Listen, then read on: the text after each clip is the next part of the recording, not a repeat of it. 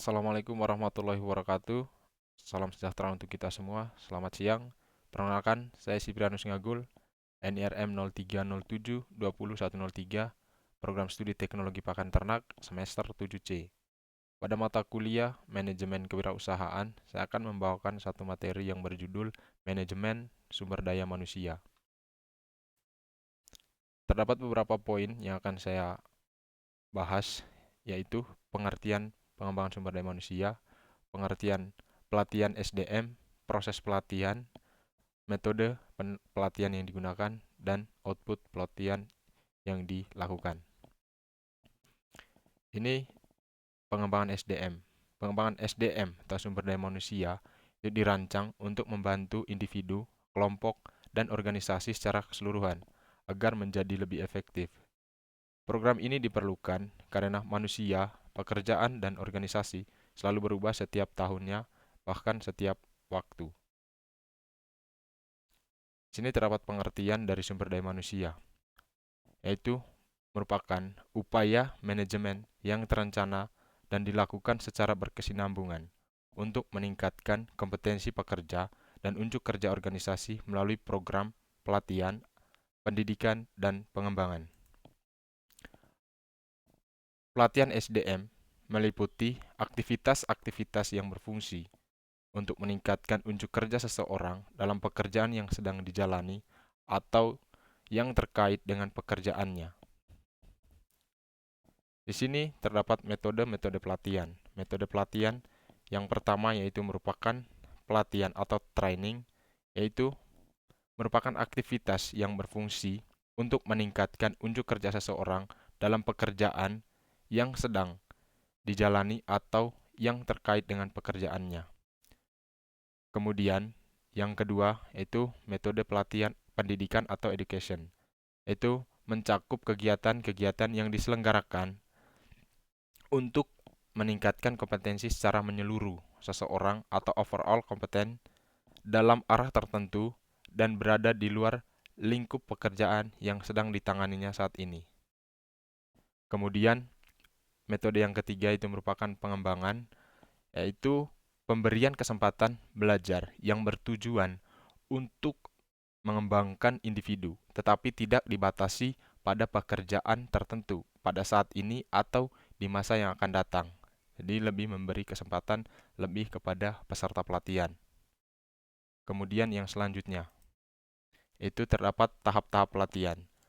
Yang pertama itu melakukan analisis kebutuhan untuk mengetahui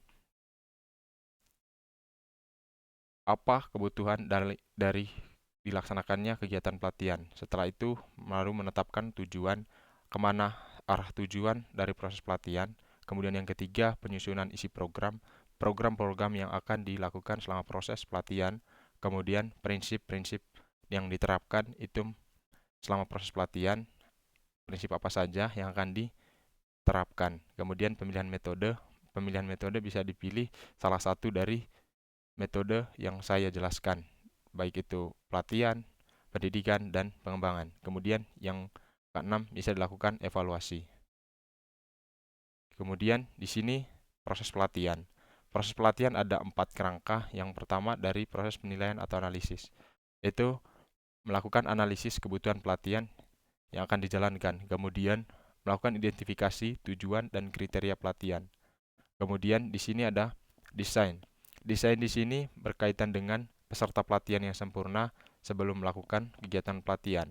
Kemudian yang kedua, memilih metode pelatihan yang sesuai. Jadi agar sesuai dengan harapan ataupun tujuan dari peserta pelatihan. Kemudian yang ketiga, menyusun konten pelatihan.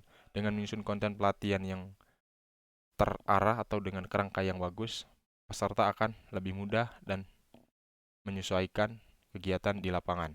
Kemudian yang ketiga di sini ada pelaksanaan. Pelaksanaan ini mulai dari menjadwalkan pelatihan itu sendiri, kemudian melakukan pelatihan, dan yang ketiga melakukan pemantauan proses pelatihan.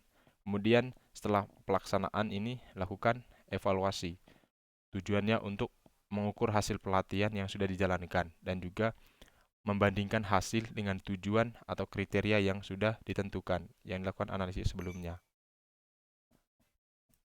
Kemudian di sini ada level evaluasi. Level evaluasi ini bertujuan untuk mengetahui dampak dari kegiatan pelatihan itu sendiri. Jadi di sini ada reaksi peserta, kemudian dari segi belajar, kemudian perilaku, dan juga hasilnya. Dari reaksi bagaimana para perasaan peserta terhadap program pelatihan, kemudian sampai tingkat mana peserta belajar tentang pengetahuan dan keterampilan di proses pelatihan, kemudian perubahan perilaku apa yang meningkatkan kinerja peserta sebelum dan sesudah, kemudian dampak terhadap produktivitas, kualitas, turnover, kecelakaan kerja, volume penjualan setelah melakukan kegiatan pelatihan.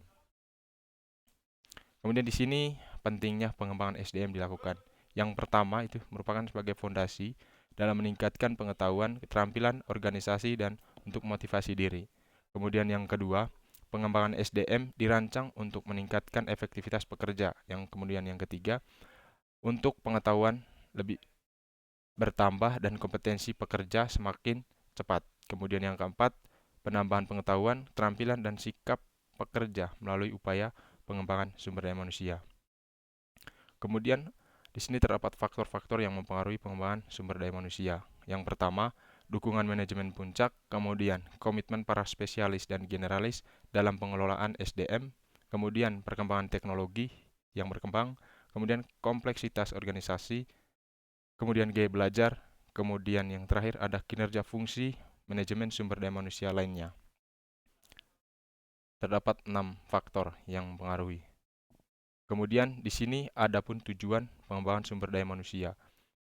Sasaran langsung dari program pelatihan dan pengembangan dalam organisasi adalah yang pertama, yaitu untuk meningkatkan kesadaran diri individu, kemudian meningkatkan keterampilan dalam suatu bidang atau lebih, kemudian meningkatkan motivasi individu untuk melaksanakan tugas atau pekerjaannya secara memuaskan. Ini menurut Wexley 1991.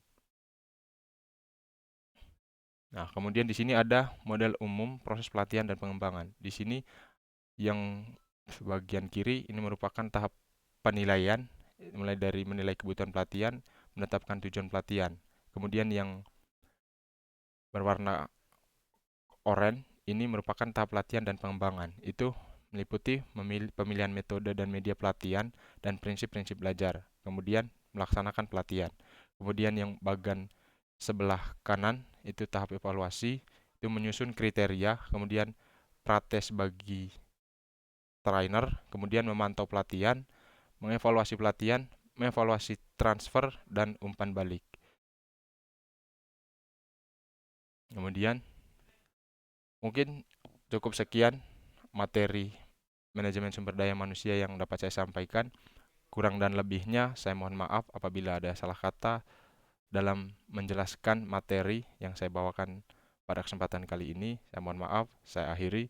Assalamualaikum warahmatullahi wabarakatuh. Terima kasih, selamat siang.